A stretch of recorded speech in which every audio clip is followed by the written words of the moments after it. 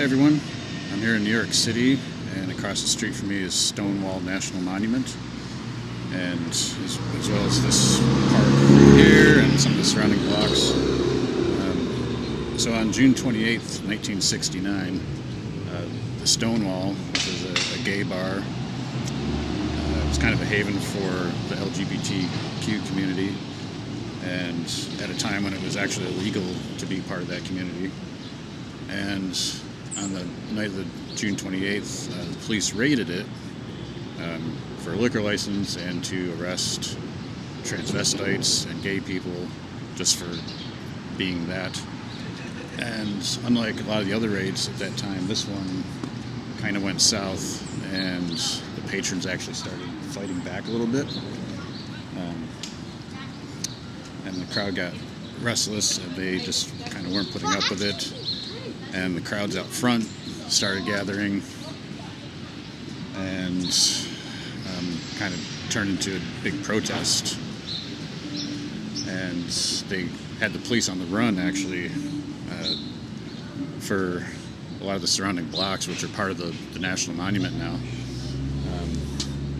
But these are the front doors of the Stonewall, which is still an operating gay bar. And yeah, so this was kind of the catalyst for the modern gay pride movement and the LGBTQ civil rights movement. All kind of started here.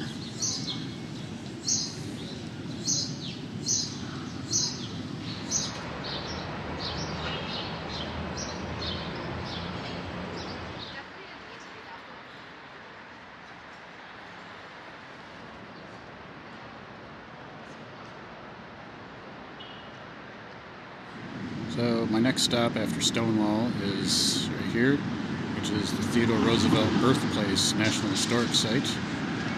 And this is a reproduction of the house that he was born in on October 27th, 1858. And the original house was actually knocked down, made into retail space. And then after he died, there's an organization that rebuilt the house, as was with the help of an architect, and kind of restored it to what it was. And so a lot of the furniture inside was actually donated from the family and is original to the original house. And unfortunately, I can't shoot any video inside the house, so I'm just going to do this a little bit outside, and then I'll take some still pictures inside.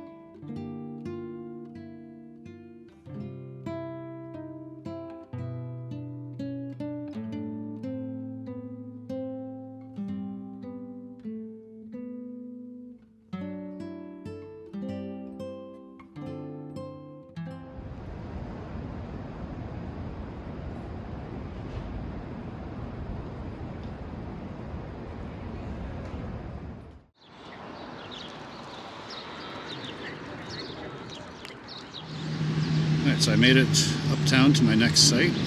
Behind me is the Hamilton Grange National Memorial. This was the home of Alexander Hamilton, a founding father. The home was completed in 1802, and he lived here for about 2 years with his family, Eliza and his children, until he was killed in the duel with Aaron Burr. So apparently this was the only home that Hamilton ever actually owned. And what's interesting is I was at Roosevelt Birthplace earlier, and that site, it's the original site, but not the original building. The home had been reconstructed. Here, it's the original home, but not the original site. The home was originally built about 2 blocks away and has been moved twice over the years. In the 1880s, it was moved because the city was kind of implementing the grid layout development. Because when the home was built, New York City was basically just the southern tip of Manhattan, and this was a country estate. By the 1880s, they were developing the city, and the home was basically in the way, so they moved it like a block away.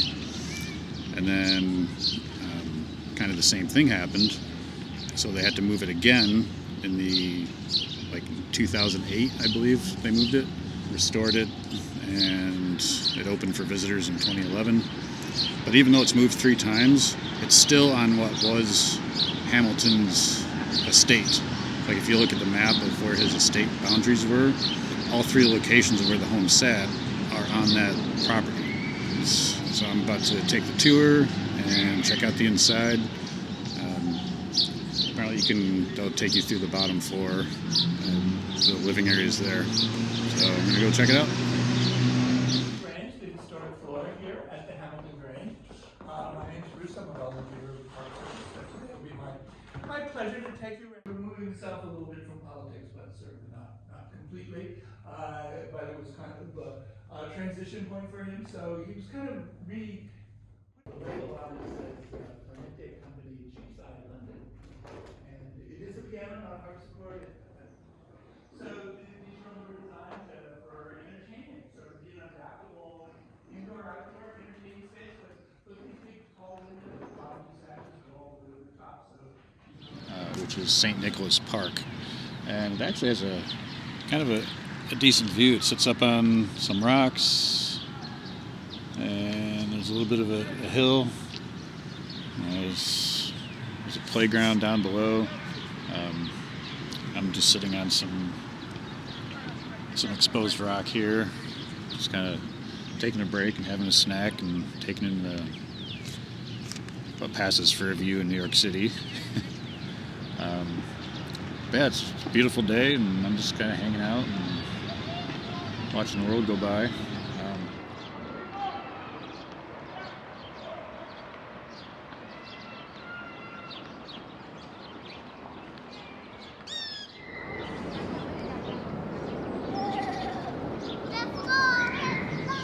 So that was a tour of Hamilton Grange National Memorial. I'm going to head on over to Grant's tomb, which is closing soon, so I kind of have to get a hustle on here.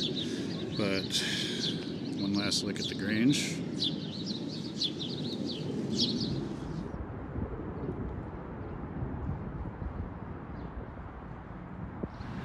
Well, I made it to Grant's tomb just in time. I ran right in and got some shots from the inside first before doing my little opening spiel here.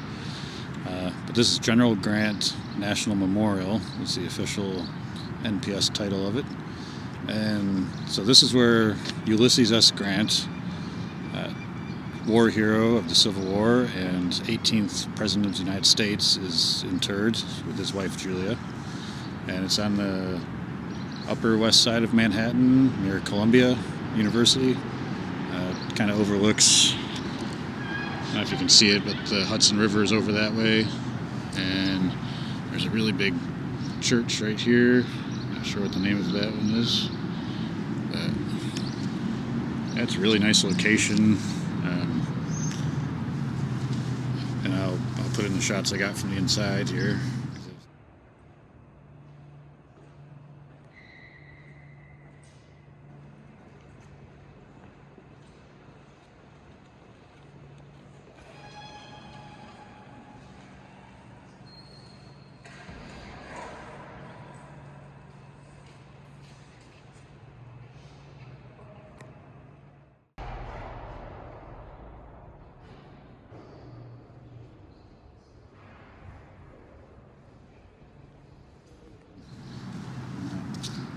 apparently this is the largest mausoleum in the United States, and it is pretty big. It's the peak of the roof there's got to be 5 or 6 stories at least. It's really big. And it's really big inside, and they're actually the tombs are actually like below street level, so you have to you go in the front doors at the top of the steps here, and then you go back down another set of stairs to actually get down to where the tombs are, but you can see them from above as well. Alright, so that's going to wrap up my little national park tour of New York City. There's several other national park units I need to get to, but I knocked out 4 of them today. And so if you like this, hit the like and subscribe, and I will see you in the next one.